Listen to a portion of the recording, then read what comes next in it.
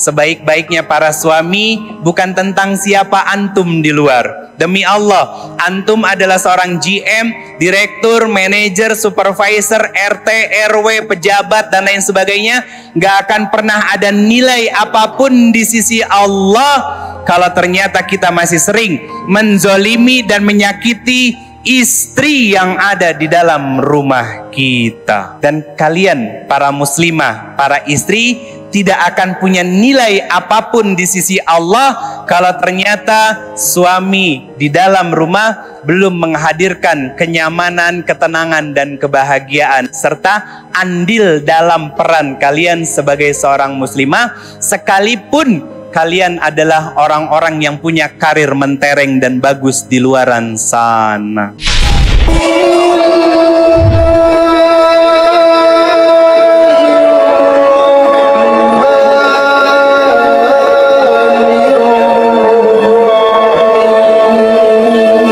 Teman-teman semuanya yang dirahmati Allah Subhanahu wa taala,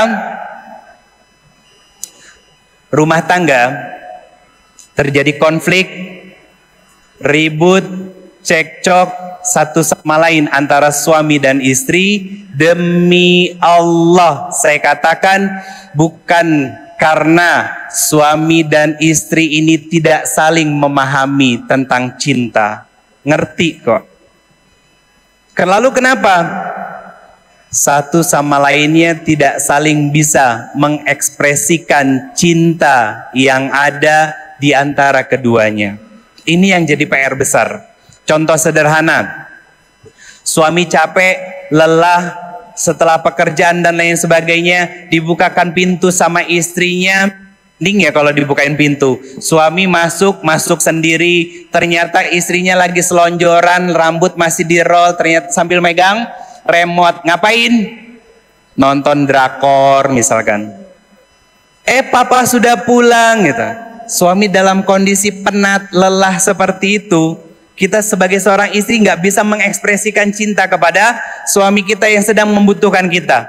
Maka jangan salahkan siapa-siapa kalau ternyata akhirnya suaminya mencari telinga lain di luaran. Karena apa? Ada andil dan peran kita sebagai seorang istri yang tidak bisa menghadirkan ketenangan dan kenyamanan buat suami ketika dia pulang ke rumah. Di dalam Al-Quran, kata litaskunu ilaiha itu ada 4 tempatnya.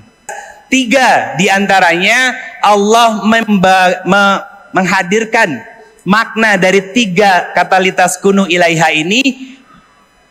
Allah berikan arti dan sandingkan kepada malam.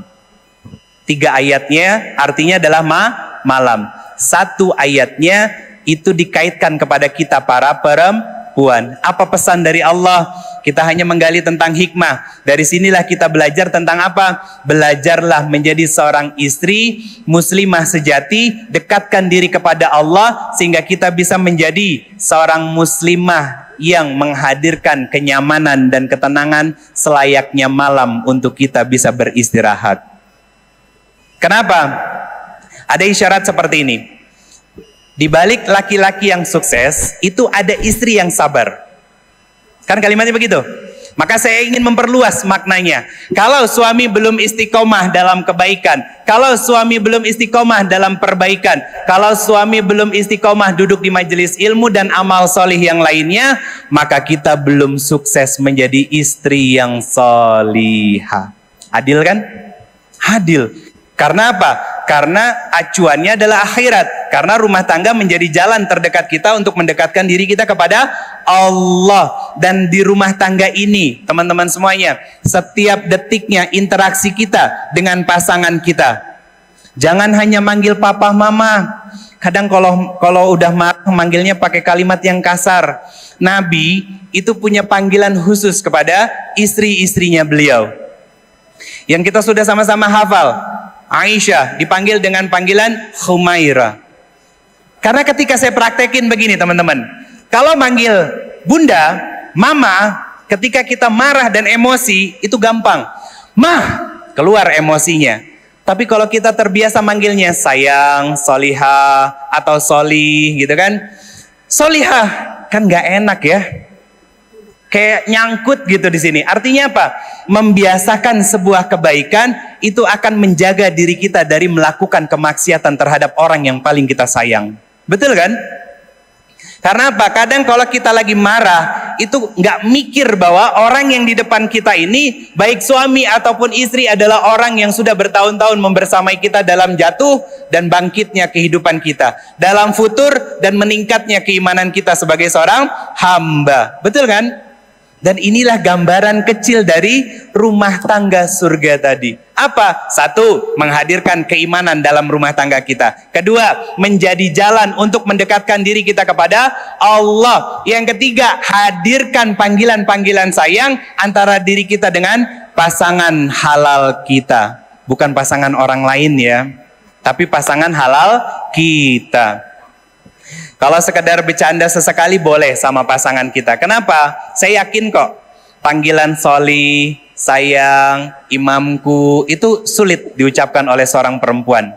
Sama seperti sulitnya seorang laki-laki mengucapkan panggilan sayang, solihah, istriku, dan lain sebagainya. Kenapa? Lisan nggak terbiasa. Lisan nggak terbiasa, padahal ada nilai pahala di situ. Bagaimana itu bisa menjadi pahala buat kita? Karena menyenangkan bagi pasangan kita. Bukankah saat kita menghadirkan kenyamanan, ketenangan, dan dan kebahagiaan buat orang-orang di sekitar kita, Allah akan memberikan nilai pahala buat kita? Maka mulailah itu dari dalam rumah tangga kita. Sebagaimana yang disampaikan tadi oleh hadis Nabi SAW, khairukum li ahlihi wa ana khairukum li ahlihi. Sebaik-baiknya para suami bukan tentang siapa antum di luar. Demi Allah, antum adalah seorang GM, direktur, manajer, supervisor, RT, RW, pejabat, dan lain sebagainya. Gak akan pernah ada nilai apapun di sisi Allah kalau ternyata kita masih sering menzolimi dan menyakiti istri yang ada di dalam rumah kita. Dan kalian para muslimah, para istri, tidak akan punya nilai apapun di sisi Allah kalau ternyata suami di dalam rumah belum menghadirkan kenyamanan, ketenangan, dan kebahagiaan, serta andil dalam peran kalian sebagai seorang muslimah, sekalipun kalian adalah orang-orang yang punya karir mentereng dan bagus di luaran sana. Istri yang salihah adalah yang ketika dipandang menyenangkan dan menenangkan hati dari suaminya. Bukankah Khadijah sudah melakukan hal seperti ini? Dalam kondisi yang takut luar biasa, Nabi pulang ke rumah, Khadijah itu punya kebiasaan. Tidak perlu Nabi sampai mengetuk pintu, Khadijah sudah tahu bahwa yang datang adalah suami tercintanya. Saat dibukakan pintu oleh Khadijah, maka separuh dari rasa takut dan gelisah Rasulullah SAW sirna dan hilang. Dan Rasulullah hanya meminta, zamiluni, zamiluni, zamiluni, selimuti aku. Kalau seandainya karakter Khadijah seperti muslimah zaman sekarang, maka ruwet, mumet Rasulullah SAW. Kenapa? Ngelihat muka Rasulullah yang takut luar biasa.